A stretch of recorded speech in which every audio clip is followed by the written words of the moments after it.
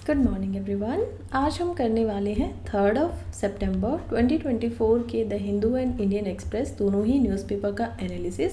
दोनों ही न्यूज़पेपर क्योंकि हम यूपीएससी के लिए पढ़ने वाले हैं तो शुरुआत करते हैं आज के दिन से ही। आज का दिन है 3 सितंबर और 3 सितंबर को हम देखते हैं कि कैसे 1767 के अंदर में पहला एंग्लो मैसूर यहाँ पर युद्ध हुआ था। अब एंग्लो मैसूर युद्ध का क्या मतलब है और इसमें कौन जीता था, ये यूपीएससी के पॉइंट ऑफ व्यू से मॉडर्न हिस्ट्री में आपके जीएस पेपर 1 मेंस में एंड आपके प्रीलिम्स में दोनों में ही काफ़ी सिग्निफिकेंट अहम जो इसका है वो निभाता है। हम देख पाते हैं कि यहाँ पर एंग्लो मैसूर वॉर जो था वो हुआ था अंग्रेज़ों के, एंग्लो का मतलब होता है अंग्रेज़, ब्रिटिशर, और यहाँ पर मैसूर यानी कि मैसूर के जो सुल्तान थे हैदर अली उस समय पे, उनके बीच में 3 सितंबर 1769 को इसकी शुरुआत होती है। हालांकि यहाँ पर हम 4 एंग्लो मैसूर वार को देख पाएंगे, जिसमें से ये वाला जो युद्ध था पहला, जिसको बोला जाता है बैटल ऑफ चैनगाम, हम देखते हैं कि तमिलनाडु के अंदर ये हुई थी और इसमें फ्रेंच जो लोग थे, फ्रांसीसी जो थे, उन्होंने यहाँ पर हैदर अली का साथ दिया और हैदर अली इस युद्ध को जीते भी। हालांकि ब्रिटिशर्स ने भी हार नहीं मानी, लेकिन इनके पीछे का विवाद का कारण क्या था? विवाद का कारण ये था कि जब ब्रिटिशर्स इंडिया में आए थे तो उससे पहले ही यहाँ पर हम देखते हैं कि कैसे पुर्तगाली जो थे और स्पेनिश पर्सन जो थे वो ऑलरेडी इंडिया में आकर अपने आप को एस्टेब्लिश कर चुके थे। ब्रिटिशर्स जब आते हैं तो धीरे धीरे उन्होंने चाहा कि उनका प्रॉफिट ज़्यादा हो, धीरे धीरे वो आगे बढ़ने लगे। 1757 ऑलरेडी हो चुकी थी बैटल ऑफ प्लासी, तो उनको कॉन्फिडेंस आने लगा कि हाँ, हम लोग भी जो हैं वो थोड़ा बहुत रूल कर सकते हैं। और अब उनके सामने केवल एक ही पावर थी जिनसे वो सबसे ज़्यादा यहाँ पर कटाक्ष रखते थे, वो थे फ्रांसीसी यानी कि फ्रेंच पीपल। अब फ्रेंच पीपल क्योंकि पावर में थे, तमिलनाडु के हम एरिया में देख पाएंगे, तो उनसे उनका रियल जो था वो लड़ाई थी। और क्योंकि हैदर अली उनके साथ में भी यहाँ पर ज़्यादा सपोर्ट दिखा रहे थे, तो इसी वजह से हैदर अली के साथ में भी उनकी लड़ाई थी। और क्योंकि हैदर अली खुद एक सल्तनत के सुल्तान थे, तो उनको ये बात बिल्कुल पसंद नहीं आ रही थी कि बाहर से आए हुए कोई विदेशी इंसान उनको सिखा रहे हैं कि उनको क्या करना चाहिए और क्या नहीं करना चाहिए। फिलहाल आगे बढ़ती है, लेकिन उससे पहले देख लेते हैं कि एंग्लो मैसूर जो युद्ध हुए हैं वो एक्चुअली में हुए किस एरिया में है। यहाँ पर हम देखेंगे तो ये मराठा की टेरिटरी को देख पाएंगे, यानी कि पेशवा जो वहाँ पर होते थे। इधर आएंगे तो हैदराबाद का एरिया देखेंगे जिसमें निज़ाम को हम देख पाएंगे, और ये जो रीजन है जिसमें आप कुछ भाग तमिलनाडु का और कर्नाटका का देखेंगे, इसको बोला जाता था मैसूरू। इसके ऊपर आप नदन सरकार को भी देख पाएंगे। यहाँ पर मद्रास थी, मद्रास में हम ब्रिटिश की यहाँ पर डोमिनेंस को देख पाते थे, और जो ये पूरा का पूरा मैसूर का रीजन था, और इससे नीचे जो यहाँ पर त्रावणकोर का रीजन था, इसमें हम फ्रांसीसी जो लोग थे और गोवा के अंदर इनको ज़्यादा देख पाते थे। और ब्रिटिशर बिल्कुल चाहते थे कि वो यहाँ पर गोवा और त्रावणकोर इन दोनों के दोनों जगहों पर अपना जो डोमिनेंस है वो प्राप्त कर ले। हालांकि मैसूर इस चीज़ में उनका साथ नहीं दे रहा था। मैसूर के राज्य की बात करें तो देख पाते हैं 1399 में सबसे पहले इसकी शुरुआत की जाती है, जब यहाँ पर मुगल जो एम्पायर है वो टूट रहा था। और हम देख पाते हैं कि कैसे मैसूर के अंदर यहाँ पर जो कि विजयनगर के एम्पायर के अंदर एक ऑटोनॉमी स्टेट की तरह थी, उसको वायदगौर डायनेस्टी के द्वारा बनाया जाता है। 1761 के अंदर मैसूर के अंदर हम देखते हैं कि चिक्का कृष्णा राजा जो थे, जो कि यहाँ पर एक तरीके से उनके जो मंत्री थे उनके हाथों के गुलाम थे राजा के नाम पर, तो उनको हैदर अली हरा देते हैं। उसके बाद इनकी जो डेथ है वो सेकंड मैसूर जो यहाँ पर एंग्लो मैसूर वॉर होती है उनमें हो जाती है, और इनके बाद इनके जो बेटे थे टीपू सुल्तान, वो फिर एंग्लो मैसूर जो वॉर्स है उनको जारी रखते हैं। और हम देख पाते हैं कि 1881 तक, कब से यहाँ पर जो ब्रिटिशर्स थे वो मैसूर को पाना चाहते थे, लेकिन 1881 में जाकर लॉर्ड रिपन जो है वो मैसूर के यहाँ पर रूरल को, किंगडम को अपने अंदर में ला पाते हैं। अब हम आगे बढ़ते हैं और शुरुआत करते हैं आज के महत्वपूर्ण आर्टिकल के साथ में। कह रहा है कि क्यों नामीबिया को यहाँ पर इतने खूबसूरत, इतने मजेस्टिक जो उनके वाइल्ड एनिमल्स हैं उनको मारना पड़ रहा है। हम देख पाएंगे कि नामीबिया जो है वो एक ऐसी कंट्री है जो कि हमें यहाँ पर अफ्रीकन महाद्वीप के ऊपर दिखाई देती है, और इस देश के अंदर फिलहाल इतना सूखा पड़ा हुआ है। क्या कारण है सूखे के, वो हम समझेंगे। लेकिन फिलहाल यहाँ पर इतना ज़्यादा ड्रोट आ गया है, इतना सूखा आ गया है कि कृषि ढंग से हो नहीं पाई है। 7 साल के बाद जो यहाँ पर एल नीनो इफेक्ट पड़ा है, और एल नीनो की वजह से हमें पता है कि भारत में क्या हो रहा है, ज़्यादा बरसात हो रही है। और इस रीजन के अंदर, क्योंकि अगर वहाँ पर एल नीनो है पैसिफिक के अंदर, तो हम देख पा रहे हैं कि इंडिया के अंदर क्या हो रहा है, ला नीनो हो रहा है। और ये ज्योग्राफी के कंसेप्ट हैं, आप लोगों को पता ही होगा इसके बारे में, लेकिन फिर भी मैं बता देती हूँ कि पैसिफिक का जब वेस्टर्न जो पार्ट है उसमें गर्मी ज़्यादा हो जाती है, और करंट और हवाओं की वजह से वो ईस्टर्न यहाँ पर पार्ट की तरफ आ जाता है। और हम देख पाते हैं, अगर मैं आपके लिए यहाँ पर नॉर्थ अमेरिका को बनाऊं और नीचे हम चलेंगे तो साउथ अमेरिका होगा, और इधर हम आएंगे तो रशिया को यहाँ तक देख पाएंगे और इंडिया को देखेंगे। अब आप देखेंगे कि कैसे इधर का जो पैसिफिक ओशन है, इसकी आप देख पाएंगे कि ये western part of Pacific ocean है, ये eastern part of Pacific ocean माना जाता है, दोनों के बीच में आता है। जब यहाँ पे गर्मी ज़्यादा हो जाती है ना, तो उसकी वजह से क्या होता है कि ये जो हवाएं हैं वो ऊपर के गर्म पानी को अपने साथ, क्योंकि उनके अंदर अब दम ज़्यादा हो गया, जोर ज़्यादा हो गया, क्योंकि वो ऊपर उठने लगी हैं, गर्मी की वजह से, टेम्परेचर की वजह से वो ऊपर उठ रही हैं, तो साथ में बहुत तेज़ी से चल भी रही हैं, बहुत तेज़ी से चल रही हैं। तो हम देख पाते हैं कि कैसे वो क्या करती हैं, यहाँ पर बहुत सारी हवाओं को अपने साथ ईस्टर्न तरफ जो पैसिफिक है, प्रशांत महासागर है, उसकी तरफ लेकर आगे बढ़ती रहती हैं।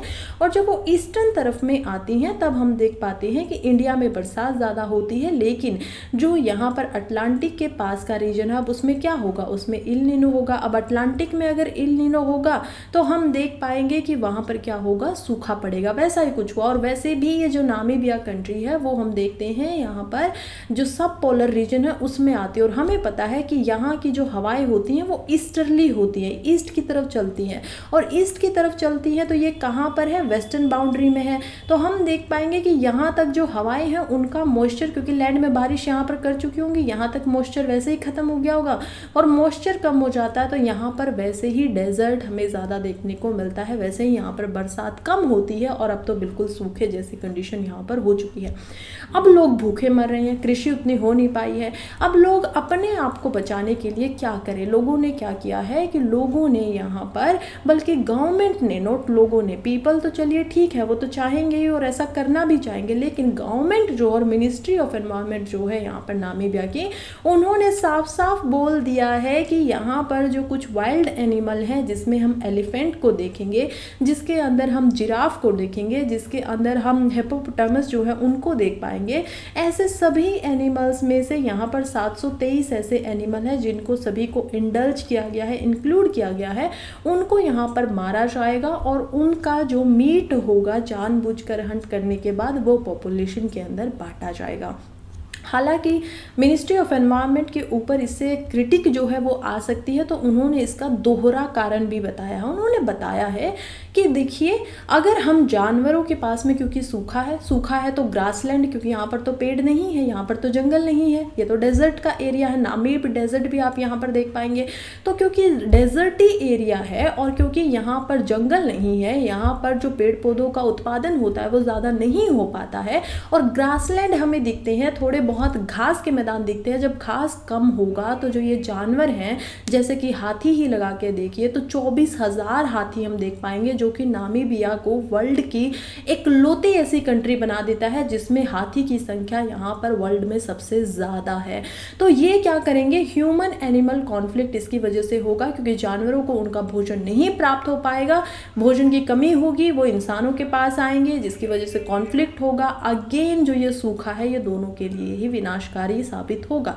इसी वजह से गवर्नमेंट कह रही है कि एक तो लोगों को मीट मिलेगा कि ठीक है, अगर उनको कृषि नहीं हो पा रही है उस हद तक, और दूसरा जो जानवर यहाँ पर ह्यूमन एनिमल कॉन्फ्लिक्ट हो सकता था और जिनको वैसे भी भूखा मरना ही था, उनके लिए भी यहाँ पर एक तरीके से ये क्या होगा, गवर्नमेंट के द्वारा सहयोग ही होगा। खैर, कंडीशन अलग अलग होती है, हम लोग किसी को जज तो नहीं कर सकते हैं, क्योंकि एक चीज़ स्थिति के आधार पर इस बात का नियंत्रण होता है कि कौन सी चीज़ इथिकल है, कौन सी चीज़ नॉन मॉरल है, कौन सी चीज़ मॉरल है।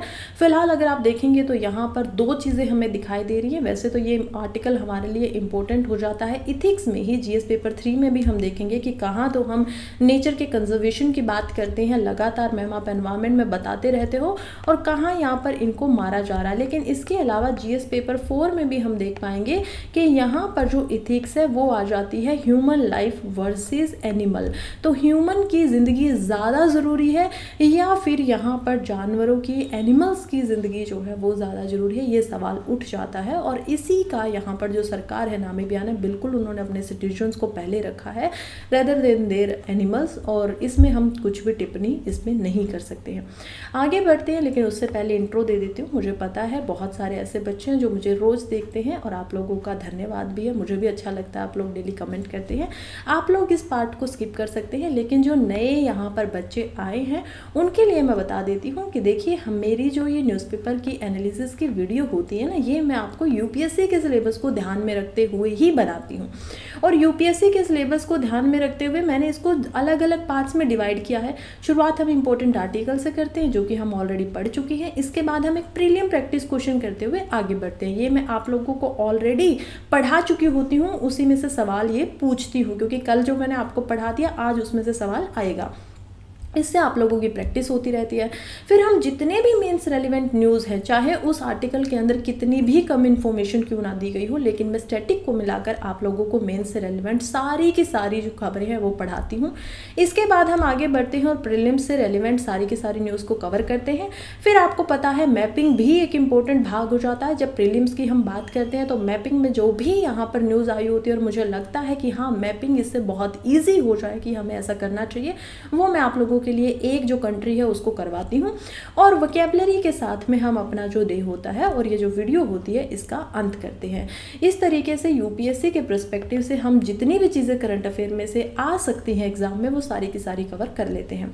अब करते हैं प्रैक्टिस क्वेश्चन प्रीलिम्स के लिए। देखिए मैंने आप लोगों को कुछ ही समय पहले पढ़ाया कि कैसे गुजरात का जो रीजन है उसके अंदर और जो पाकिस्तान का एडजेसेंट एरिया है यानी कि जुड़ा हुआ एरिया है उसके अंदर ऐसा फोर्थ इवेंट हो चुका है अरेबियन सी में, जहां पर अब साइक्लोन फॉर्म हो गया है। और वो कौन सा साइक्लोन है इसका आप लोगों को नाम बताना है। अब देखिए ये मुझे पता है कि कुछ लोग इसका जवाब दे पाएंगे, कुछ नहीं दे पाएंगे, लेकिन क्योंकि यूपीएससी ने ऐसे सवाल पूछे हैं तो इसलिए मैं आप लोगों के लिए भी ये सवाल लेकर आती हूँ। इसका आंसर मैं आप लोगों को अभी बता देती हूँ जो कि है ऑप्शन सी। हम देखेंगे साइक्लोन असना जो है इसका नाम भी यहाँ पर पाकिस्तान के द्वारा दिया गया। और हमारे लिए इतना इम्पोर्टेंट क्यों हो जाता है, जीएस पेपर 1 में बेशक आप लोगों को फिजिकल ज्योग्राफी में यहाँ पर जो साइक्लोन है वो तो पढ़ने ही होते हैं कि क्यों ये बनते हैं मेंस के लिए, लेकिन आपको एक सवाल का जवाब अब कमेंट में भी देना है, बताना है कि जब अरेबियन सी के अंदर यहाँ पर साइक्लोन क्यों कम आते हैं as compare to bay of Bengal. इसका जवाब आप लोगों को यहाँ पर कमेंट के अंदर देना है। अगर किसी ने भी जवाब नहीं दिया तो मैं कल आप लोगों को इसका जवाब खुद ब खुद दे दूंगी, लेकिन अगर आपको पता है तो ज़रूर जवाब दीजिएगा। अब हम आगे बढ़ते हैं, लेकिन उससे पहले जस्ट ये बता देना चाहती हूँ कि देखिए मैं आप लोगों के लिए ना अभी 2025 का जो प्रीलिम्स होने वाला है उसके लिए हैंड रिटन नोट्स आप लोगों को दे रही हूँ। अब इसके लिए आपको कोई पैसा नहीं देना है, कुछ नहीं देना है। आपका मंथली बेसिस पे आपके जो स्टैटिक के नोट्स है खास करके प्रीलिम्स के लिए वो आपको टेलीग्राम ग्रुप के ऊपर, मेरा जो ग्रुप है वहाँ पर मिल जाते हैं। आपका मन करे तो आप वहाँ पर जाकर ज्वाइन कर सकते हैं, इसका आपको ये ऑफिशियल हैंडल मिल जाएगा। आपका मन नहीं करता, आप चाहते हैं कि आप खुद नोट्स बनाएं तो वेल एंड गुड। आप चाहते हैं कि मुझे एक बार देखना है कि नोट्स बनाने कैसे होते हैं तो आप वहाँ पर जाकर देख सकते हैं, चाहे तो डाउनलोड कर सकते हैं। साइंस एंड टेक्नोलॉजी और ज्योग्राफी की जो फिजिकल ज्योग्राफी के नोट्स हैं वो ऑलरेडी अपलोड हो चुके हैं। ऐसे ही वीकली बेसिस पे और नोट्स अपलोड होते रहेंगे, तो आप चाहें तो ज्वाइन कर सकते हैं। अब हम आगे बढ़ते हैं और यूपीएससी मेन से रेलिवेंट सभी के सभी आर्टिकल को करते हुए चलते हैं। देखते हैं कि सबसे पहला जो आर्टिकल है वो बात कर रहा है LGBTQIA+ कपल की।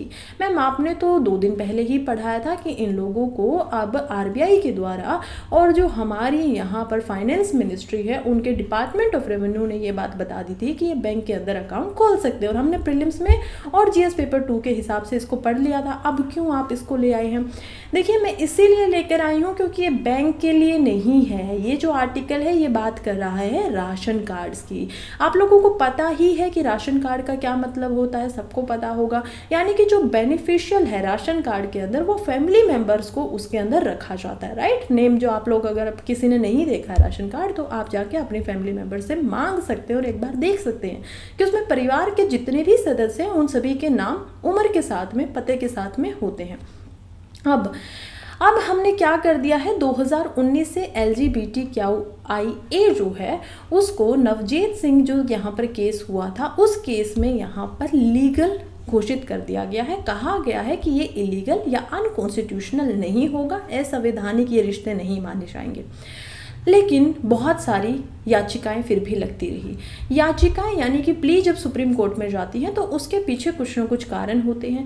कारण यहाँ पर हम देख पाते हैं कि लोगों का कहना था कि देखिए हमारा संविधान का आर्टिकल 14 जो है वो बात करता है इक्वालिटी की, हमें फंडामेंटल राइट दिए गए हैं आर्टिकल 12 से लेकर आर्टिकल 32 तक। आर्टिकल 32 यानी कि वो तो खुद में हमारा क्या है कि हमें सुप्रीम कोर्ट तक अगर हमारे कोई फंडामेंटल राइट को तोड़ रहा है तो वहाँ तक जाने की एक रेमेडी दी गई है, जबकि डायरेक्टली सुप्रीम कोर्ट में आप नहीं जा सकते हो। क्यों नहीं जा सकते हो? अगर यूजुअल कोई और केस है as compare to fundamental rights के अगर बात नहीं हो रही है, कोई नॉर्मल केस है, तो हमें पता है हमारी जो जुडिशरी है वो कैसे काम करती है, वो एक हायरार्की में काम करती है। हम देख पाते हैं कि सबसे ऊपर सुप्रीम कोर्ट होता है, एपेक्स बॉडी होती है, उसके नीचे हाई कोर्ट्स होते हैं, उसके नीचे सबऑर्डिनेट कोर्ट्स, डिस्ट्रिक्ट कोर्ट, इन सभी को हम देख पाते हैं। लेकिन जैसे ही किसी को लगता है कि उसके फंडामेंटल राइट यानी कि उसके जो मौलिक अधिकार हैं उसके साथ में कोई खनन कर रहा है, और कौन कर सकता है? वो कर सकती है गवर्नमेंट। जब गवर्नमेंट ऐसा करती है, सरकार ऐसा करती है, तो वो बेशक बेझिझक अगर चाहे तो यहाँ पर हाई कोर्ट में भी जा सकता है, और वहाँ पर ना जाए तो डायरेक्टली सुप्रीम कोर्ट के अंदर भी याचिका या फिर जो यहाँ पर हमारी सरसरी जो रिट्स होती हैं उनके तहत में भी यहाँ पर जा सकता है। तो रिट सुप्रीम कोर्ट में जो कि फंडामेंटल राइट्स के अंदर ही हम ज़्यादा देख पाते हैं। तो ये हमें समझ में आ रहा है। अब हम देखते हैं कि कई केस किए गए, कई केसों में बोला गया कि देखिए हमें बेशक एज अ वैसे मैरिज को तो यहाँ पर एक्सेप्ट नहीं किया गया है इंडिया में आज तक, ना यूनियन गवर्नमेंट ने किया है ना ही सुप्रीम, क्योंकि कानून तो यूनियन गवर्नमेंट बनाती है ना। तो सुप्रीम कोर्ट के द्वारा बार बार ये बोला भी जा रहा है कि देखिए इनके साथ में इनह्यूमन व्यवहार नहीं हो सकता है। पहले ही LGBTQ जो कपल होते हैं जिसके अंदर दो महिलाएं भी एज अ कपल की तरह रह सकती हैं, जिसके अंदर जो पुरुष हैं दो वो भी एज अ कपल की तरह एज अ जो एक अनमैरिड यहाँ पर कपल होते हैं उनकी तरह अपना जीवन व्यतीत कर सकते हैं। लेकिन मान लीजिए कि उनको भी तो सुरक्षा चाहिए ना, उनको भी तो यहाँ पर बैंक के अंदर अकाउंट चाहिए, जॉइंट अकाउंट का उनको ऑप्शन दे दिया गया है। और अब यहाँ पर जो ये ऑप्शन दिया गया है सुप्रीम कोर्ट के द्वारा और यूनियन गवर्नमेंट के द्वारा, इन्होंने बोला है कि देखिए सभी के सभी जो यूनियन टेरिटरीज होंगी और स्टेट होंगी उन सभी में राशन कार्ड जो होगा वो इन कपल्स का एक साथ में बना दिया जाएगा, ताकि इनको भी समाज के अंदर पूर्ण जो यहाँ पर अधिकार हैं वो मिल सके और ये भी अपना जीवन अच्छे से जी सके। ये आप लोगों को हो सकता है कुछ के इसके ऊपर टिप्पणी कुछ और हो सकती है, कुछ लोगों की कुछ और हो सकती है, धारणाएं अलग अलग हो सकती हैं, किसी को गलत लग सकता है, किसी को ठीक लग सकता है। लेकिन मैं ये बोलूँगी कि GS पेपर 2 के तहत में अगर इनको वनरेबल सेक्शन के अंदर रखा गया है तो आप लोगों को, अगर आप लोग जीवन में यहाँ पर IAS ऑफिसर बनना चाहते हैं या UPSC को क्लियर करना चाहते हैं तो आप लोगों को एक बार इस चीज़ के ऊपर विचार जरूर करना चाहिए कि क्या यहाँ पर यूनियन जो कर रही है गवर्नमेंट और सुप्रीम कोर्ट जो गवर्नमेंट यहाँ पर किया जा रहा है, सुप्रीम कोर्ट बार बार कह रहे हैं, वो गलत तो नहीं हो सकता है। तो आप लोग इस पर विचार ज़रूर करिएगा। नेक्स्ट आर्टिकल देखते हैं जो कि बात कर रहा है culture of adjournment of cases in court has to change says president. देखिए अभी क्या हुआ था ना, 2 दिन की यहाँ पर हम देख पाते हैं कि सुप्रीम कोर्ट के अंदर जुडिशियल कॉन्फ्रेंस हुई थी। उस कॉन्फ्रेंस के अंदर हमारे जो प्रेसिडेंट है उन्होंने नया सुप्रीम कोर्ट का फ्लैग भी दिया। इसमें हम देख पाते हैं कि एक तो सुप्रीम कोर्ट का फ्लैग जो है वो बिल्कुल डार्क ब्लू कलर का हमें दिखाई दे रहा है। दूसरा इसके ऊपर एक तो अशोक चक्र बना हुआ है, यहाँ पर आप देख पाएंगे। इसी के ऊपर आप देख पाएंगे सुप्रीम कोर्ट की बिल्डिंग को, वो भी यहाँ पर बनी हुई है फ्लैग में। और तीसरा हम देख पाएंगे बुक ऑफ कॉन्स्टिट्यूशन को, जिसके ऊपर बिल्डिंग है और उसके ऊपर अशोक चक्र यहाँ पर है। इसके अलावा यहाँ पर सर्वत्र धर्म सत्य जो होता है, एक संस्कृत का यहाँ पर आपको जो श्लोक है या फिर एक जो संस्कृत की यहाँ पर हम श्लोक भी नहीं बोलेंगे तो पूरा का पूरा वाक्य है जो कि बात ही करता है कि हर जगह पे जस्टिस होना चाहिए, वो हमें इसके ऊपर दिखाई दे देता है। ये प्रीलिम से रिलेवेंट फैक्ट था, हो सकता था मैं आपको अलग से प्रीलिम्स वाले कंपार्टमेंट में भी इसको पढ़ाती, लेकिन क्योंकि ये इंपॉर्टेंट आर्टिकल है और क्योंकि हम इसको मेंस के लिए ज़रा डिटेल में कवर करेंगे तो मैंने सोचा क्यों ना यहीं पर आप लोगों को इसको करवाते हुए चलूँ। अभी देखिए ये जो केस है और ये जो आर्टिकल है ये दोनों ही जीएस पेपर 2 में हमारे इंपॉर्टेंट हो जाते हैं, क्योंकि हम बात कर रहे हैं GS paper 2 constitution and polity के अंदर जुडिशरी की।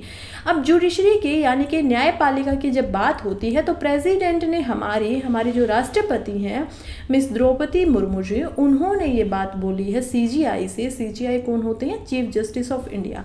तो हमारे जो चीफ जस्टिस ऑफ इंडिया अभी हैं वो है डीवाई चंद्रचूड़ जी। उनको यहाँ पर ये बात बोली कि हमारी जो जुडिशरी है वो एक्चुअली में बहुत ही ज़्यादा ओवरबर्डन है और आम जो इंसान होता है वो सबऑर्डिनेट कोर्ट्स हो या डिस्ट्रिक्ट कोर्ट्स हो, उनमें रहने वाले जो लोग हैं, उनमें रहने वाले जो जजेस हैं उनको भगवान की तरह देखता है। लेकिन उसी आम इंसान को, उन महिलाओं को जो वनरेबल सेक्शन ऑफ सोसाइटी से आती हैं, जब उनको 10 से लेकर यहाँ पर 35 सालों तक रखा जाता है जुडिशरी के अंदर, न्यायपालिका के अंदर, उनके केस यहाँ पर ओवर पेंडिंग रहते हैं, उनके केस कंप्लीट नहीं हो पाते हैं, तो ये एक बहुत बड़ी चिंता का विषय बन जाता है और इसके ऊपर जुडिशरी को बेशक काम करने चाहिए और सुधार करने चाहिए।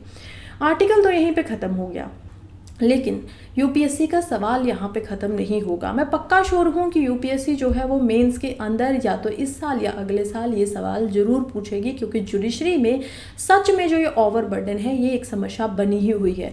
चलिए इसको थोड़ा सा हम टुकड़ों में बांट के समझेंगे ताकि आप लोगों की भी जो अंडरस्टैंडिंग है वो ज़्यादा अच्छी बनेगी। सबसे पहले हम समझेंगे सुप्रीम कोर्ट ऑफ इंडिया को। हमें समझ में आता है कि कैसे हमारा जो संविधान है, जो कि हमें पता है कि 25 भागों में बटा हुआ है, उसमें से भाग नंबर 5 जो है और आर्टिकल नंबर 124 से 147 के अंदर हमें देखने को मिलता है। आर्टिकल 124 बात करता है कि इंडिया के अंदर एक सुप्रीम कोर्ट जो है वो होगा, उसका कॉन्स्टिट्यूशन होना चाहिए। आर्टिकल 24 यानी अनुच्छेद 124 जो है उसके खंड 1 को हम यहाँ पर देख पाते हैं, जो कि कहता है supreme court of India consisting of A CGI यानी कि चीफ जस्टिस ऑफ इंडिया जो है वो सुप्रीम कोर्ट में ज़रूर होंगे। आर्टिकल 124 का सबसेक्शन 2 जो है वो बात करता है कि हर जज जो सुप्रीम कोर्ट के होंगे उनको अपॉइंट किया जाएगा प्रेसिडेंट के द्वारा, और यहाँ पर जो कंसल्टेशन होगी सुप्रीम कोर्ट के जजेस एंड हाई कोर्ट के जजेस के द्वारा वो भी यहाँ पर किया जाएगा। आर्टिकल 125 यहाँ पर बात करता है सैलरीज वगैरह की जजेस की, और हम देख पाते हैं कि सैलरी दे रही है तो टेन्योर कितना होगा। देखिए संविधान ने कोई टेन्योर यहाँ पर फिक्स नहीं किया है कि आप 5 साल के लिए जज रहेंगे या 10 साल के लिए।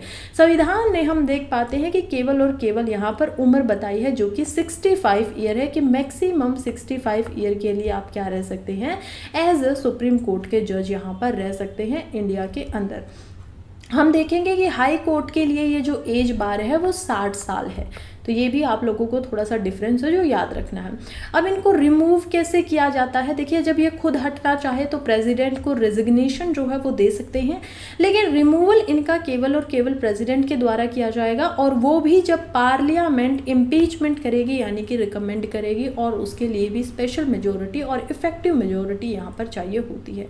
हालांकि हम देख पाएंगे कि इफेक्टिव मेजोरिटी और स्पेशल मेजोरिटी दोनों, वैसे इफेक्टिव मेजोरिटी में स्पेशल मेजोरिटी आ ही जाती है, तो मोस्टली हम देखेंगे कि इफेक्टिव मेजोरिटी यहाँ पर चाहिए होती है। अब हम देखेंगे आर्टिकल 124 का पार्ट 3 जो है वो बात करता है क्वालिफिकेशन ऑफ जजेस की, कि यहाँ पर सुप्रीम कोर्ट का जज बन कौन सकता है। सबसे पहले तो उनको सिटीजन ऑफ इंडिया होना चाहिए, सबसे पहली और सबसे महत्वपूर्ण ये बात है। दूसरा यहाँ पर है कि उनको कम से कम एक हाई कोर्ट का जज रहना चाहिए 5 सालों के लिए, या फिर हाई कोर्ट में अगर वो जज नहीं थे और वकील थे, एडवोकेट थे, तो उनका जो अवधि है वो 10 साल की कम से कम होनी चाहिए। और ऐसा भी हो सकता है कि कोई इंसान जिसके पास में ये दोनों एक्सपीरियंस नहीं है, लेकिन प्रेसिडेंट को लगता है कि वो बहुत ही अच्छे जूरिस्ट है, उनके अंदर जो यहाँ पर ओपिनियन है और डिसइंटिग्विश्ड हम देख पाते हैं, यानी कि उनके अंदर जो कॉम्पिटेंसी है वो काफ़ी बेहतरीन है, तो उनको भी यहाँ पर सुप्रीम कोर्ट का जज अपॉइंट किया जा सकता है। हम देख पाते हैं कि मिनिमम एज कोई भी यहाँ पर नहीं प्रिस्क्राइब की गई है कॉन्स्टिट्यूशन के द्वारा कि कितनी कम से कम उम्र होनी चाहिए। अब हम देख पाते हैं आगे बढ़ते हुए कि यहाँ पर क्या क्या बर्डन है, क्या क्या प्रॉब्लम है जुडिशरी में। और अगर आपको ये सवाल पूछ लिया जाता है कि इंडिया के जुडिशियल सिस्टम के अंदर क्या क्या सुधार लाने की आवश्यकता है, तो आप इसका आंसर देंगे कैसे? पहले तो आपको यही बताना होगा कि समस्याएं क्या हैं। सबसे पहली समस्या है अंडर स्टाफिंग की।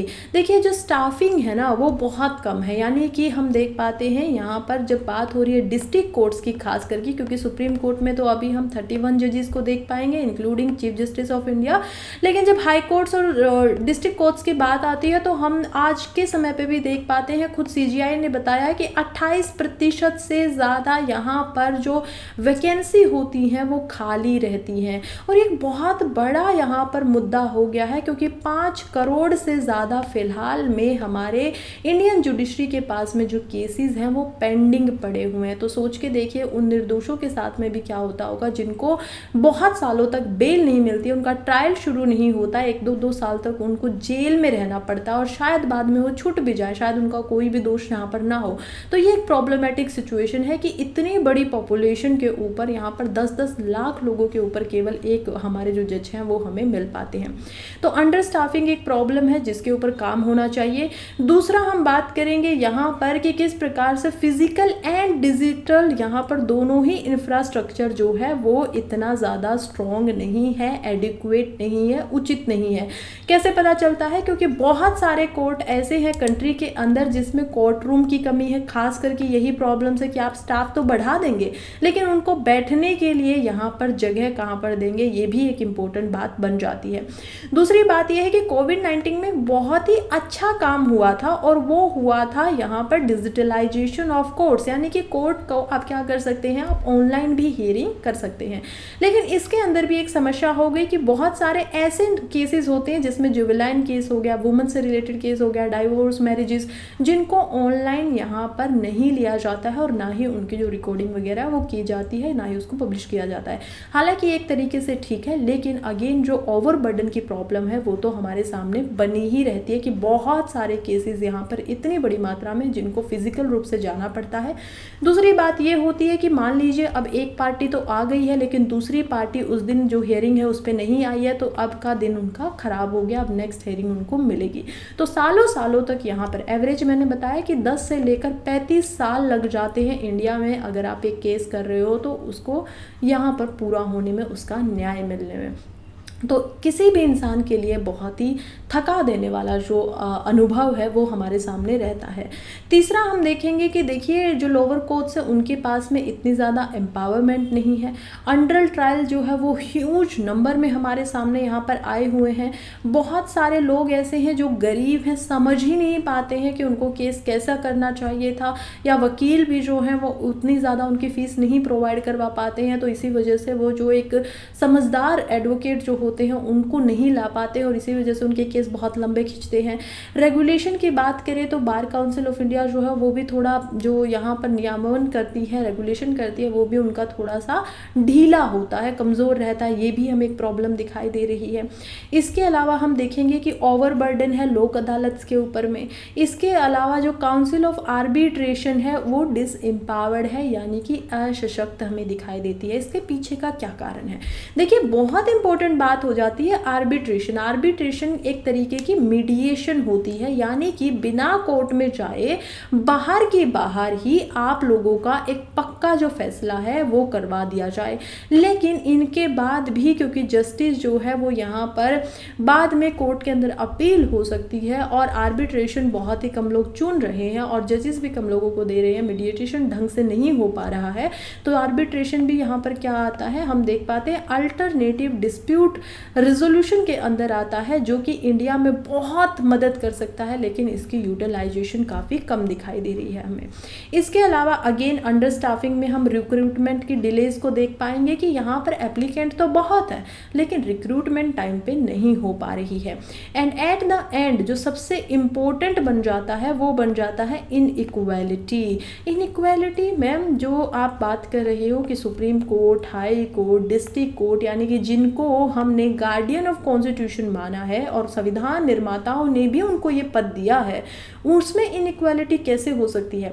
वहाँ पर बेशक मैं नहीं बोलूँगी कि वहाँ पर क्या नहीं है, समानता नहीं है, लेकिन मैं बोलना ये चाहती हूँ कि वहाँ तक पहुँच नहीं पाती हैं बहुत सारी महिलाएं। हम देखेंगे कि हाई कोर्ट के अंदर केवल और केवल 100 में से 11% महिलाएं जो हैं वो कॉन्स्टिट्यूएंट करती हैं। अब 2 साल पहले जाकर हमारी जो पहली chief justice of women India थी वो हम देखेंगे कि एक महिला बन पाई थी, जबकि हमें आज़ाद हुए 78 ईयर्स हो चुकी हैं। इसके पीछे बहुत सारे कारण हैं, सामाजिक कारण भी हैं, लेकिन कहीं ना कहीं महिलाओं का जो एक पक्ष है वो महिलाएं ज़्यादा अच्छे से समझ सकती हैं, ये एक फैक्टर रह जाता है। और क्योंकि एक 50% ऑफ आवर पॉपुलेशन, हमारी जनसंख्या जो कि 50% है, जब वो अपने आप सामने आकर इतना ज़्यादा यहाँ पर जो भाग है वो नहीं लेती है, सम्मिलित नहीं होती है, तो कहीं ना कहीं जो बर्डन है वो ऑलरेडी ज़्यादा फिर कंधों पर पड़ जाता है। इसके पीछे बहुत सारे कारण हैं, उसको हम फिर कभी देखेंगे। फिलहाल हम आते हैं रिफॉर्म्स पे कि रिफॉर्म लिए जाएं तो क्या क्या यहाँ पर लिए जाने चाहिए। देखिए, रिफॉर्म्स की बात हो रही है तो अब हमने एक एक करके पहले समस्या को समझा है, और समस्या को समझा है तो अब हमें सुधार बताने पड़ेंगे। सुधार क्या होंगे? इन समस्याएं जो है इन्हीं को आप क्या बोलेंगे कि इनके लिए क्या किया जा सकता है, वही सुधार माने जाएंगे। जैसे कि हमने देखा कि जुडिशरी में क्या होना चाहिए, यहाँ पर जो ई कोर्ट सिस्टम है उसको और ज़्यादा स्ट्रेंथन करना चाहिए। टेक्नोलॉजी इतनी ज़्यादा बढ़ गई है, गेमिंग से लेकर आप किसी भी फील्ड में चले जाइए, बल्कि आप लोग भी सामने बैठकर शिक्षा ले रहे हैं, तो यहाँ पर ऑनलाइन शिक्षा जो है वो आप लोगों को मिल रही है, जो कि आज से अगर कुछ साल पहले जाएंगे, 7-8 साल पहले, तो किसी ने सोचा भी नहीं होगा। तो कोर्ट के अंदर भी जो ई कोर्ट सिस्टम है उसको हमें स्ट्रेंथन करना चाहिए। इवन गवर्नमेंट ऐसे काम पर लगी हुई है। गवर्नमेंट में हम देखते हैं 2023 और 2024 का जब बजट आता है तो यहाँ पर 7,000 करोड़ रुपए दिए जाते हैं ई कोर्ट के लिए, लेकिन वो 3rd phase of E court project है, जो कि एक सेंट्रली स्पॉन्सर्ड स्कीम हमें दिखाई देती है, जिसमें जो स्टेट्स हैं उनको यहाँ पर 60% जो पैसा है वो देगा यहाँ पर सेंटर, और 40% जो पैसा होगा वो कौन लगाएंगे? स्टेट लगाएंगे। यूटी, यूनियन टेरिटरीज के लिए पूरा का पूरा फंड यहाँ पर सेंटर के द्वारा दिया जाएगा। तो ये किया जाना चाहिए। इसके अलावा दूसरा रिफॉर्म क्या हो कि ई कोर्ट तो बन जाएंगे तो बहुत सारा समय बचेगा, लोगों का ट्रैवल का समय बचेगा, एक्सपेंस बचेंगे, खर्चे बचेंगे, जल्दी जल्दी जो केस है उनकी सुनवाइयाँ होंगी। कोई कहता है कि मैं आ नहीं पाया, तो जो बार बार तारीख पे तारीख मिलती है, डिले होता जाता है, वो चीज़ें नहीं हो पाएंगे, क्योंकि आप वीडियो कॉल के थ्रू भी यहाँ पर क्या कर सकते हैं? अपनी हियरिंग दे सकते हैं। तो ये एक हम देखेंगे कि ज़्यादा रिस्पॉन्सिबल तरीका यहाँ पर हो सकता है। दूसरा हम देखेंगे कि जो ट्रांसफॉर्मिंग होता है, अपॉइंटमेंट सिस्टम जो है उसको सीधा ट्रांसफॉर्म करना पड़ेगा। क्यों ट्रांसफॉर्म करना पड़ेगा? क्योंकि हमने देखा ना कि प्रॉब्लम क्या है, अंडर स्टाफिंग की भी है। अगर अंडर स्टाफिंग की प्रॉब्लम है तो हमें क्या करना पड़ेगा? ज़्यादा स्टाफ लेकर आना पड़ेगा। ज़्यादा स्टाफ कैसे लेकर आ सकते हैं? पहले हमें हमारी बिल्डिंग्स वगैरह को इस लायक बनाना पड़ेगा कि उनके अंदर कोर्ट रूम हो, इंफ्रास्ट्रक्चर बदलना पड़ेगा। इंफ्रास्ट्रक्चर बदला जाएगा तो उसके बाद में जो अपॉइंटमेंट का तरीका है वो बदलना पड़ेगा। वैकेंसीज को बिल्कुल ख़त्म करनी पड़ेगी, बल्कि लोगों को और ज़्यादा प्रेरित करना होगा कि आप लोग आइए, और वैकेंसी हमारे पास खूब है।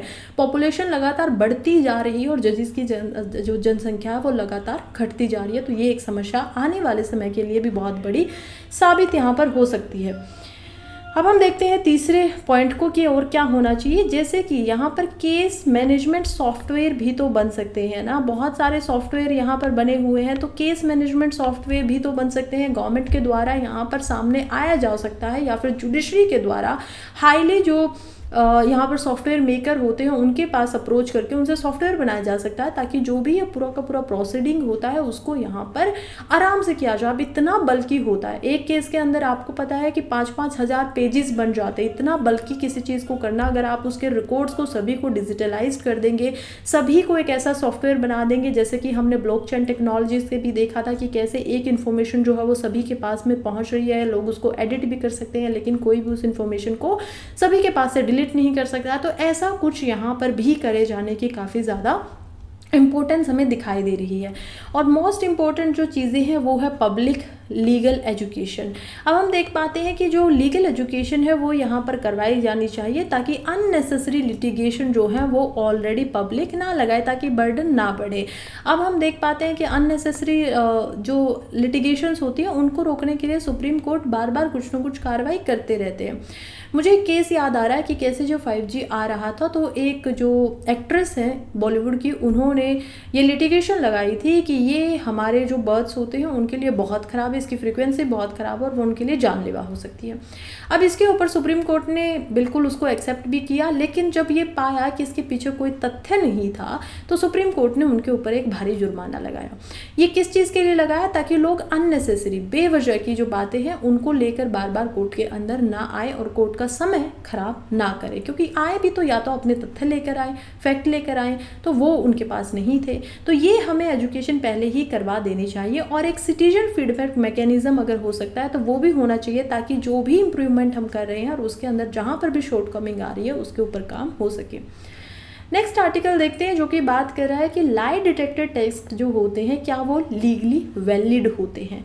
लाई डिटेक्टर टेस्ट, अब ये आप सामने क्या देख पा रहे हैं, आपको दिखाई देगा एक इंडिविजुअल है जो थोड़े से ब्लर हैं यहाँ पर। क्यों है? क्योंकि इनकी आइडेंटिटी हमें नहीं दिखानी है। अब हम देख पाते हैं कि इनकी बॉडी के ऊपर अलग अलग इंस्ट्रूमेंट्स को लगाया गया है। कोई एक ऐसा इंस्ट्रूमेंट है जो इनकी पल्स को नाप रहा है, कोई यहाँ पर इनके ब्लड प्रेशर को देख रहा है, कोई ऐसा है जो इनके ब्रीदिंग पैटर्न को देख रहा है, और ये सारा का सारा डाटा एक लैपटॉप के अंदर आ रहा है with the help of polygraph. अब ये क्या हो रहा है? देखिए, जब हम किसी का लाई डिटेक्टर टेस्ट करते हैं, यानी कि कोई इंसान झूठ बोल रहा है या सच बोल रहा है, तो 3 तरीके के टेस्ट हमें देखने को मिलते हैं।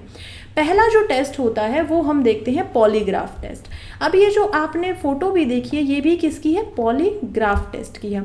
अब ये टेस्ट हम क्यों बार बार बात करें? क्योंकि कोलकाता रेप केस के अंदर जो यहाँ पर रियल विक्टिम है संजय रॉय, उनका क्या हो रहा है कि पॉलीग्राफ टेस्ट हुआ, उनके अलावा 6 और लोग, 4 वो सहयोगी जिन्होंने जो महिला डॉक्टर थी उनके साथ में खाना खाया था और उसके कॉलेज के प्रिंसिपल, इन सभी का जो पॉलीग्राफ टेस्ट है वो लिया जा रहा है। तो इसी वजह से हाईलाइट में है, तो इसी वजह से हम लोगों को भी इसको समझना होगा, और क्योंकि ये लॉ में आ जाता है तो हम इसको जीएस पेपर 2 के हिसाब से समझते हुए आगे बढ़ेंगे।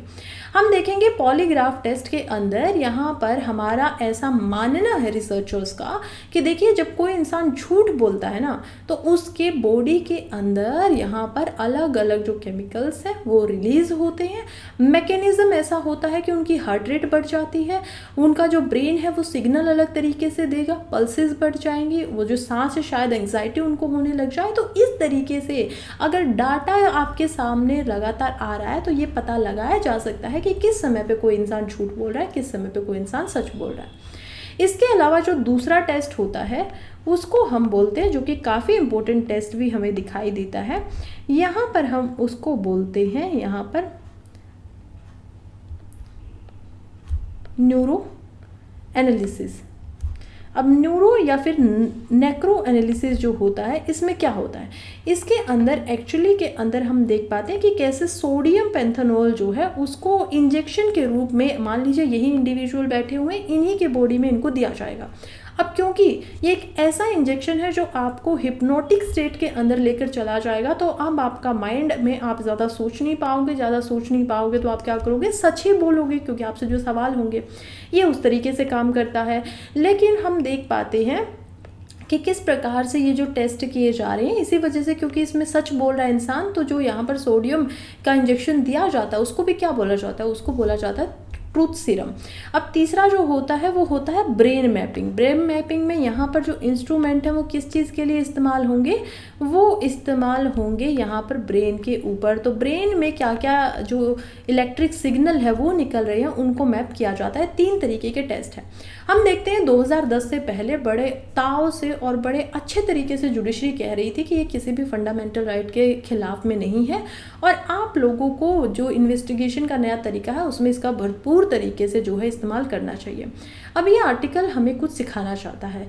ये आर्टिकल जिन्होंने लिखा है, ऑथर यहाँ पर बात करें कि देखिए मद्रास हाई कोर्ट में ये बात गई 2006 में, हम देखते हैं यहाँ पर आंध्र प्रदेश हाई कोर्ट के अंदर बात गई, लेकिन दोनों ही हाई कोर्ट ने इस बात को माना कि ये इन्वेस्टिगेशन यानी जांच करने में काफ़ी मददगार होता है और ये कोई भी फंडामेंटल राइट को आपको नहीं तोड़ता है, क्योंकि ये जो टेस्ट होते हैं ये एक्सपर्ट की निगरानी में किए जाते हैं। लेकिन 2010 में क्या होता है कि सुप्रीम कोर्ट के द्वारा इनको पूर्ण तरीके से इन्वेस्टिगेशन में मानने से इनकार कर दिया जाता है और बोला जाता है कि ये आपका जो यहाँ पर फंडामेंटल राइट 20 है, यानी कि आप अपने खिलाफ में कोई भी अगर स्टेटमेंट देते हो, आपने कोई गुनाह किया है, कबूल करते हो अगर पुलिस कस्टडी के अंदर में, तो वो आपको देने की ज़रूरत होगी ही नहीं और ना ही वो मान्य माना जाएगा, क्योंकि फोर्स से तो फिर पुलिस हर किसी से बोलेगी पकड़ कर कि आप लोग जो है आपने एक क्राइम किया है एक्सेप्ट करो, नहीं भी किया है अगर किसी ने क्राइम तो भी एक्सेप्ट करवाएगी। तो सुप्रीम कोर्ट ने इस बात पे मना कर दिया। अब दूसरा जो एक आर्टिकल है जो कि है article 21 of our fundamental right constitution में, इसमें क्या होता है आपको राइट टू लाइफ का अधिकार दिया जाता है और इसी के अंदर राइट टू प्राइवेसी का जो अधिकार है वो भी सुप्रीम कोर्ट के द्वारा दिया गया है। अब ये कहते हैं कि देखिए यहाँ पर अब क्या होगा, अगर ये टेस्ट होंगे भी तो पहले तो फोर्स के साथ में करवा लिए जाते थे, लेकिन अब जिसके ऊपर ये टेस्ट हो रहे हैं उनके रिटर्न कंसेंट के साथ में, यानी कि उनकी हामी के साथ में जो टेस्ट है वो हो सकते हैं। अगर वो इंसान मना करता है कि मैं टेस्ट नहीं करवाना चाहता तो उनके ऊपर ऐसा कोई भी टेस्ट यहाँ पर कोई भी स्टेट एजेंसी या फिर पुलिस डिपार्टमेंट जो है वो परफॉर्म नहीं कर सकते हैं। लेकिन सच कुछ और है। ऑथर की माने तो ऑथर कहती हैं कि इन्होंने एक किताब पढ़ी जो कि द ट्रूथ मेडिसिन्स के नाम से यहाँ पर है, पॉलिसीज पुलिस के बारे में, और यहाँ पर एग्जाम्पल दिया है 2007 में जो कि मक्का मस्जिद के अंदर ब्लास्ट हुए और 2006 के अंदर मुंबई ब्लास्ट हुए।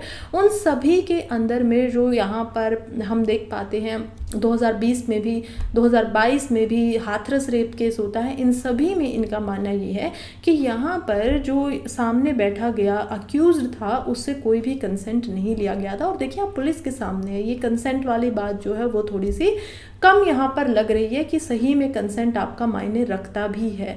अब कुछ लोगों को लगेगा कि इन्वेस्टिगेशन के लिए तो बहुत इंपॉर्टेंट चीज़ हो जाती है ना मैम, तो ये ऑथर का इतना अलग व्यू पॉइंट क्यों है। देखिए ऑथर जो है वो एडवोकेट है और उनको लगता है कि ये बात बिल्कुल सही है कि इन्वेस्टिगेशन में काम आएगा। सुप्रीम कोर्ट ने भी माना है कि इसको एज ए सपोर्टिव एविडेंस की तरह माना जा सकता है, लेकिन इसको खुद का कन्फेशन नहीं माना जाएगा। सपोर्टिव एविडेंस कैसे हो सकता है? सपोर्टिव एविडेंस का मतलब ये हो गया कि मान लीजिए किसी ने उनको क्या किया, यहाँ पर नार्को एनालिसिस करने की कोशिश की, ये अक्यूज्ड यहाँ पर बैठे हुए थे, इन्होंने हिप्नोटिक स्टेट के अंदर ये बात बता दी कि देखिए मैंने ऐसे ऐसे कुछ किया था और मैंने जो वेपन था किसी का मर्डर किया था और वेपन यहाँ पर डाला था। अब अगर पुलिस को वेपन मिल जाता है और तब वो सपोर्टिव एविडेंस में बताते हैं कि ये वेपन हमें इस टेस्ट की वजह से मिला, इन्वेस्टिगेशन हमने जो की, तो उसको एक्सेप्ट सुप्रीम कोर्ट या फिर कोई भी कोर्ट जो होंगे इंडिया के अंदर वो कर लेंगे। लेकिन अगर आप कह रहे हो कि हमें वेपन नहीं मिला लेकिन इनका कन्फेशन ये था, उसको यहाँ पर किसी भी कोर्ट में 2010 के बाद से मान्य नहीं माना जाता है। और ये एक इम्पोर्टेंट चीज़ है क्योंकि ऐसे तो पुलिसिंग जो है वो आर्बिट्रेटरी हो जाएगी, ऐसे तो पुलिस जो है वो किसी को भी फंसा देगी। ये सुप्रीम कोर्ट ने सोचा था और अच्छा फैसला लिया था। तो अब आप इसका पूरा का पूरा कॉन्सेप्ट समझ चुके होंगे। अब हम नेक्स्ट आर्टिकल को देखते हैं जो कि बात कर रहा है डिहाइफिनेटिंग राइस व्हीट। देखिए ये कह रहे हैं, आर्टिकल लिखा गया है हरीश दामोदरन के द्वारा और बता रहे हैं कि मोस्टली राइस और व्हीट जो होते हैं उनको अक्सर सीरियल की कैटेगरी में रखा जाता है, यानी कि अनाज में रखा जाता है। और इस कैटेगरी के अंदर भी हम देखते हैं कि इंडिया में खासकर इनको दोनों को बराबर सा ही माना जाता है कि ये तो एक दूसरे के सहयोगी हैं या एक साथ में चलने वाले हैं। लेकिन केस ऐसा है नहीं। अगर हम इंडिया के कुछ आंकड़ों को देखते हैं तो पाएंगे कि राइस जो है लगातार इंडिया में बढ़ता जा रहा है 2015 से। ये रेड जो आप लाइन देख रहे हैं ये राइस की लाइन है और जो आप ब्लू लाइन देखेंगे व्हीट की लाइन है। हम देखेंगे 2015 में यहाँ पर 367.78 मिलियन टन जो था वो व्हीट होता था इंडिया के अंदर और राइस जो था वो इससे कम था। लेकिन लगातार 2024-2022 से लेकर 2024 तक राइस जो है वो लगातार बढ़ता जा रहा है, जबकि हम इंपोर्ट भी कर रहे हैं और व्हीट जो है वो कम होता जा रहा है। व्हीट हम देखेंगे कि मेनली यहाँ पर पर जो प्रोड्यूसर स्टेट हैं वो 4 ही स्टेट हैं, जिसमें उत्तर प्रदेश, मध्य प्रदेश, पंजाब एंड हरियाणा, ये 4 स्टेट आती है, जिसमें से यूपी टॉप करता है, जिसमें 34.46 मिलियन टन जो वीट है वो आता है, यानी कि गेहूं आता है। मध्य प्रदेश सेकेंड रैंक पे आता है और पंजाब थर्ड पे, हरियाणा ऑन फोर्थ। इसके बाद राजस्थान, बिहार, गुजरात, महाराष्ट्र को भी हम देख पाएंगे। अब ये कहते हैं कि राइस है जो हमें दिखाई देता है अनाज के रूप में, वो नॉर्दर्न इंडिया की डेली डाइट में नहीं आ पाया है, लेकिन वीट कम से कम 1 मील के अंदर एक तो सदर्न इंडिया के जो लोग हैं उनकी डाइट में जा चुका है। दूसरा एक फ़र्क हमें दिखाई देता है कि वीट जो होते हैं उनसे प्रोडक्ट भी ज़्यादा बनते हैं, क्योंकि वीट 3 तरीके के प्रोडक्ट दे सकता है। एक तो वीट आपको आपका फ्लोर देगा, यानी कि जो कि आप लोगों का आटा होता है जिससे रोटियां बनती हैं। दूसरा यहाँ पर जो वीट होता है वो हमें क्या देता है, सूजी या फिर रवा देगा। और तीसरी जो इसकी यहाँ पर हमें दिखाई देती है छिलका उतरने के बाद में, बर्न ऊपर का उतरने के बाद में, वो होता है यहाँ पर मैदा। अब मैदा जो होता है वो बहुत सारे, बल्कि डेली यूज के आप देख पाएंगे कि हर जगह पर इस्तेमाल होता है। हालांकि क्योंकि ये बहुत ज़्यादा रिफाइंड हो चुका होता है तो इसकी न्यूट्रिशन वैल्यू कुछ नहीं होती ना, इसमें कोई खास सी विटामिन होती हैं, बल्कि ये हार्मफुल होता है बॉडी के लिए। बट ब्रेड से लेकर बेकरी तक हर जगह पर आपको मैदे का जो इस्तेमाल है वो मिलता है। एंड हैंस अगर गेहूं यानी कि वीट का जो प्रोडक्शन है वो इंडिया में कम हो रहा है तो ये एक चिंता की बात तो हो जाती है। हालांकि राइस का जो प्रोडक्शन है वो फिर भी ज़्यादा हो रहा है, जबकि राइस में वाटर बहुत ज़्यादा चाहिए। और आप हरियाणा एंड पंजाब को देख पाएंगे कि यहाँ पर भी राइस का जो प्रोडक्शन है वो ज़्यादा हो रहा है, जबकि ये दोनों ऐसी स्टेट है इंडिया के अंदर जिनका जो ग्राउंड वाटर लेवल है वो काफ़ी कम हो चुका है। रेन यहाँ पर बहुत ज़्यादा आती नहीं है। बंगाल जैसी स्टेट के अंदर हम देख पाएंगे या फिर केरला जैसे स्टेट में कि हाँ वहाँ पर अगर राइस के प्रोडक्शन हो रहा है तो वो क्षेत्र वहाँ के लिए ठीक है, क्योंकि आते समय हम देखेंगे कि विंटर की जो मॉनसून होती है वो बंगाल को अच्छा खासा यहाँ पर रेन देती है। हम देखते हैं कि गर्मियों की जो मॉनसून होती है जुलाई से लेकर सितंबर को, वो जाते समय अच्छा खासा केरला, तमिलनाडु, इन कोस्टल जो रीजन्स है इनको अच्छी खासी रेन देती है। लेकिन पंजाब हरियाणा के साथ में ऐसा नहीं होता है। स्टिल वहाँ पर प्रोडक्शन जो है वो राइस की ज़्यादा हो रही है। तो इसी वजह से इनका बोलना है कि कैसे ये कंजम्पशन के अंदर जो यहाँ पर सरप्लस प्रॉब्लम हो रही है राइस की, जिसकी वजह से राइस जो है वो ख़राब भी हो सकता है। और हमने क्योंकि अभी बैन लगाया हुआ है राइस के इम्पोर्ट के ऊपर गवर्नमेंट के द्वारा, बासमती जो राइस है पहले हमने काफ़ी बाहर भेजा, एक्सपोर्ट हमने किया, तो उसको हटा देना चाहिए। और हमें फूड प्रोडक्शन की जो हम बन रहे हैं, हालांकि यहाँ पर इसका इस्तेमाल ऑब्वियसली इथेनॉल के अंदर तो किया ही जा सकता है, लेकिन फिर भी खाद्य सुरक्षा के माध्यम के ऊपर भी सरकार को इसके ऊपर अभी फिलहाल सही समय है कि पूरा ध्यान, पूरा फोकस करना चाहिए।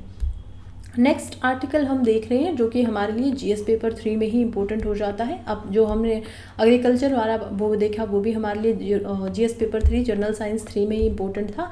अब हम देखेंगे कि ये जो है ये इंपॉर्टेंट हो जाता है हेल्थ के अंदर। बात हो रही है मिनिस्ट्री ऑफ आयुष की। आयुष का क्या मतलब होता है? आयुष का मतलब होता है ministry of Ayurveda, yoga, naturopathy, यूनानी, सिद्धा एंड होम्योपैथी। तो ये इसकी पूरी फुल फॉर्म होती है, यानी कि इसके अंदर आयुर्वेदा भी आता है, योग भी आता है, नेचुरोपैथी भी इसके अंदर आ जाती है, होम्योपैथी भी आती है, सिद्धा यूनानी भी आती है। अब क्या हुआ है कि सुप्रीम कोर्ट ने जो रूल नंबर 170 है ड्रग्स एक्ट का, उसके ऊपर जो आयुष मिनिस्ट्री ने यहाँ पर कोई भी रिस्पॉन्स नहीं दिया। और किस केस में नहीं दिया हम देखेंगे, यहाँ पर पतंजलि से रिलेटेड केस था। उन्होंने मिसलीडिंग एडवर्टीजमेंट की जो कि ऑब्वियसली सुप्रीम कोर्ट को अच्छा नहीं लगा और उसके ऊपर एक कानून ऑलरेडी बन चुका है, लेकिन आयुष मिनिस्ट्री के द्वारा कोई भी यहाँ पर स्टेप नहीं लिया गया जिसके ऊपर सुप्रीम कोर्ट ने उनसे जवाबदेही मांगी। अब बात करते हैं कि ये रूल नंबर 170 है क्या, तो देख पाएंगे यहाँ पर कि रूल नंबर 170 जो है वो बना हुआ है एक्चुअली के अंदर में यहाँ पर ड्रग्स मैन्युफैक्चरिंग के लिए। जो भी ड्रग मैन्युफैक्चरिंग करते हैं उनको यहाँ पर ड्रग्स एंड कॉस्मेटिक एक्ट के तहत पे रूल नंबर 170 के तहत पे सारी की सारी जो इन्फॉर्मेशन है कि किस दवाई का उन्होंने इस्तेमाल किया, क्या क्या इंग्रेडिएंट्स डाले, वो सब का सब मिनिस्ट्री को देना पड़ता है। और उसके बाद अप्रूवल मिलने के बाद ही वो एडवर्टीजमेंट कर सकते हैं। दूसरी बात, उनकी जो एप्लीकेशन है वो रिजेक्ट हो सकती है अगर उसमें कुछ भी मिसलीडिंग लगता है, कोई भी जो स्टार है यहाँ पर उनसे एडवर्टीजमेंट करवाई जा रही हैं, या फिर आपके अंदर इंग्रेडिएंट्स उतने ज़्यादा नहीं है लेकिन आप बहुत ज़्यादा हेल्दी उसको बना रहे हो। जैसे पतंजलि का जो केस था वो कोविड से रिलेटेड था कि कैसे उन्होंने बार बार ये बातें बोली कि हमारा तो आयुर्वेदिक है, हमारा तो बहुत अच्छा है और ये ठीक ठीक कर सकता है, लेकिन वो सारी की सारी यहाँ पर भ्रामक थी, मिसलीडिंग थी, उनमें सच्चाई नहीं थी। तो ये जब केस होता है तो काफ़ी बड़ा केस होता है और लाइसेंस के लिए देखा जाता है कि ये जो यहाँ पर एलोपैथिक दवाइयाँ होती हैं उन पे कितना टफ तरीके से जो उनके ट्रायल्स है सब कुछ किया जाता है, लेकिन आयुर्वेदिक दवाइयाँ अक्सर बहुत ही ईजी तरीके से बीच से निकल जाती है और मिनिस्ट्री ऑफ आयुष इसके ऊपर जो थोड़ा फोकस है वो कम कर रही है। हालांकि मिनिस्ट्री ऑफ आयुष का बोलना है कि देखिए हमने जो रूल नंबर 170 को हटाया है वो इसी वजह से हमने इग्नोर किया क्योंकि यहाँ पर पहले ही ड्रग टेक्निकल एडवाइजरी बॉडी जो बनी हुई है वो एक एक्सपर्ट बॉडी है और उसके रेगुलेशन जो होती है वो उन्होंने drugs and magic remedy act के तहत पे ये ऑलरेडी किया हुआ है। तो इसी वजह से दोहरे कानून हमने ना लगाने की बजाय उसके ऊपर हम काम करने की यहाँ पर कोशिश कर रहे थे। खैर हमें पता होना चाहिए कि दो तरीके के कानून हमारे पास है, एक हम देख पाते हैं ड्रग्स एंड कॉस्मेटिक यहाँ पर एक्ट जो है, और दूसरा हम देख पाते हैं ड्रग्स एंड यहाँ पर बात हो रही है मैजिक रेमेडीज एक्ट की। नाउ प्रीलिम से रेलिवेंट हम सभी आर्टिकल को अब थोड़ा जल्दी पढ़ेंगे, आई नो काफ़ी लंबी वीडियो हो रही है। सबसे पहले हम पढ़ेंगे इंडियन ग्रे वुल्फ के बारे में। देखिए इसका नाम जो होता है वो होता है कैनिस लूपस पैलेपस, और ये अभी न्यूज़ में क्यों है क्योंकि रिसेंटली हम देख पाते हैं कि कैसे यहाँ पर कुछ जो इंसान थे उनको इसके द्वारा मार दिया गया है। तो ह्यूमन ईटर हम इसको बोल सकते हैं। और वुल्फ होता क्या है, वुल्फ होता है यहाँ पर भेड़िया। तो भेड़िए जो है वो इंडिया में दो तरीके के मिलते हैं और दोनों की हम सबसे पहले तो देख पाएंगे कि दो ग्रे वुल्फ ही हमें ज़्यादा मिलती है, एक हिमालयन रीजन में मिलेंगी और दूसरा हम देखेंगे कि साउथ वेस्ट जो रेंजेस है हमारे वहाँ पर हमें मिलते हैं। अब ये क्या करते हैं कि ये सोशल एनिमल है, सोशल यानी कि इंसानों के साथ नहीं, लेकिन इनका व्यवहार जो आपस में वो कैसा होता है कि 5-6 जो है वो ग्रुप बनाकर रहते हैं और नॉक्टर्नल है, यानी कि इनको रात को जागना बड़ा अच्छा लगता है और हंट करना पसंद होता है। ये ज़्यादातर जो पाए जाते हैं वो तिब्बत और अरेबियन वुल्फ के बीच का इनका जो साइज़ है इंडिया में वो पाया जाता है। और हम देख पाते हैं कि इनका जो हैबिटेट होता है वो ग्रासलैंड ज़्यादा पाए जाते हैं। वैसे तो ये फॉरेस्ट में भी रहेंगे, लेकिन सेमी एरिड जो पेस्टोरल एग्रो इकोसिस्टम है उसमें इनको ज़्यादा रहना पसंद होता है। हम ये भी देखते हैं कि इंडिया के अंदर लगभग 3000 इनकी संख्या है। कंजर्वेशन में देखें तो IUCN की तरह यानी कि international union for conservation of nature, इन्होंने इनको लीस्ट कैटेगरी जो होती है, लीस्ट कंसर्न की कैटेगरी, उसमें रखा है अपनी रेड बुक के अंदर, यानी कि इनके ऊपर चिंता की कोई विषय की बात है ही नहीं। Wild life protection act of 1972 में देखें तो वहाँ पर इनको शेड्यूल 1 के अंदर रखा गया है। और साइट्स जो कि कन्वेंशन यहाँ पर है इंडेंजर्ड स्पीशीज़ के ट्रेड के लिए, यानी convention on international endangered species trade में, तो उसके अपेंडिक्स नंबर 1 के अंदर इनको रखा गया है।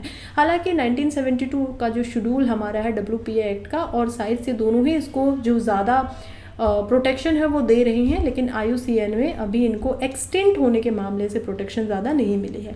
नेक्स्ट बात है इंडिया पोस्ट पेमेंट बैंक की। देखिए इंडिया पोस्ट पेमेंट बैंक जो है उसके ऊपर आर्टिकल आया हुआ था, क्यों? क्योंकि इंडिया पोस्ट पेमेंट बैंक जो है उसको अभी काफ़ी साल यहाँ पर हो चुके हैं।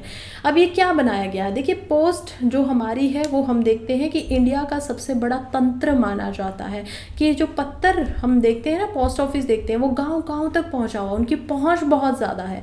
और उनकी पहुँच बहुत ज़्यादा है तो जो लोग रूरल एरिया से होते हैं और वो सामने आकर प्राइवेट बैंक या सरकारी बड़े बैंक जो हैं उनमें जाकर उनके ब्रांचेस क्योंकि गाँव-गाँव तक नहीं पहुँचे, वहाँ पर फाइनेंशियल लिटरेसी का भी उनको इतना अनुमान नहीं है, बैंक अकाउंट खुलवाते हैं, सम्मिलित नहीं होते हैं, उन लोगों के लिए पोस्ट ऑफिस के अंदर भी पोस्ट पेमेंट बैंक को बनाया गया। इसके फीचर्स क्या हैं? इसके फीचर्स हम देख पाते हैं कि ये ऐसे पोस्ट पेमेंट बैंक है जिसके अंदर पोस्ट ऑफिस में जाकर आप अपने डिपॉजिट कर सकते हो, सेविंग अकाउंट खोल सकते हो और ये चाहे तो आप लोगों को लोन्स भी प्रोवाइड कर सकते हैं। तो ये एक इंडिया को काफ़ी हद तक हम बोलेंगे कि यहाँ पर फाइनेंशियल इंक्लूजन जो है उसमें अपनी भूमिका निभा रहा है। नेक्स्ट आर्टिकल बात करें विंडफॉल टैक्स की। रिसेंटली हम देखते हैं कि गवर्नमेंट ने क्रूड ऑयल जो था उसके ऊपर से विंडफॉल टैक्स को हटा दिया। लेकिन विंडफॉल टैक्स होता क्या है? देखिए विंडफॉल, हम हमें टैक्स के बारे में पढ़ रहा है तो मैं पहले आपको बता देती हूँ कि टैक्स इंडिया में दो तरीके के हैं। एक टैक्स होता है डायरेक्ट टैक्स, जो कि कौन लेता है? हमें पता है डिपार्टमेंट ऑफ डायरेक्ट टैक्स लेते हैं, DIBT। दूसरा होता है इनडायरेक्ट टैक्स, वो कौन लेता है? वो लेती है यहाँ पर GST काउंसिल। अब GST यानी कि गुड्स एंड सर्विस टैक्स जो है वो हमें पता था कि कैसे यहाँ पर 2017 में आता है और उसके बाद में जो अलग अलग डायरेक्ट इनडायरेक्ट टैक्स होते थे उनको रिप्लेस कर देता है। अब डायरेक्ट टैक्स के अंदर में एक टैक्स होता है जिसको बोला जाता है विंडफॉल टैक्स। और विंडफॉल टैक्स का मतलब है कि मान लीजिए कोई एक ऐसा काम है, एक ऐसी प्रोडक्शन की चीज़ है जिसकी वजह से बहुत ज़्यादा बेनिफिट किसी को हो गया और बहुत कम समय में हो गया है, तो उनसे ये टैक्स थोड़ा सा ज़्यादा मात्रा में लिया जाता है, क्योंकि अगर सोसाइटी का साथ ना मिलता तो शायद उनको इतना बेनिफिट नहीं होता। और उनके इस एक्स्ट्रा टैक्स पे, जो कि उनकी वेल्थ टैक्स और इनकम टैक्स से एडिशनल होता है, उससे बेनिफिट ये हो जाता है कि गवर्नमेंट के जो रेवेन्यू है वो बूस्ट हो जाते हैं और पब्लिक सर्विसेज और जो बेनिफिट है सिटीजन्स को वो यहाँ पर मिल जाता है। खासकर जो विंडफॉल प्रोसीड होते हैं वो गोल्ड डिपॉजिट्स वगैरह के अंदर भी जो गवर्नमेंट है वो करती है। अब क्रूड ऑयल यहाँ पर यानी कि कच्चा जो तेल होता है उससे इसको हटा दिया गया है गवर्नमेंट के द्वारा। नेक्स्ट हम आर्टिकल देखेंगे जो कि है आत्मनिर्भर भारत का बजट, मिशन पोषण 2.0 एंड सक्षम आंगनबाड़ी। देखिए आंगनबाड़ी जो है वो काफ़ी समय से ही भारत का एक अभिन्न अंग है, जिसके अंदर न्यूट्रिशन या फूड जो है वो छोटे बच्चों तक प्रोवाइड करवाया जाता है गवर्नमेंट के द्वारा।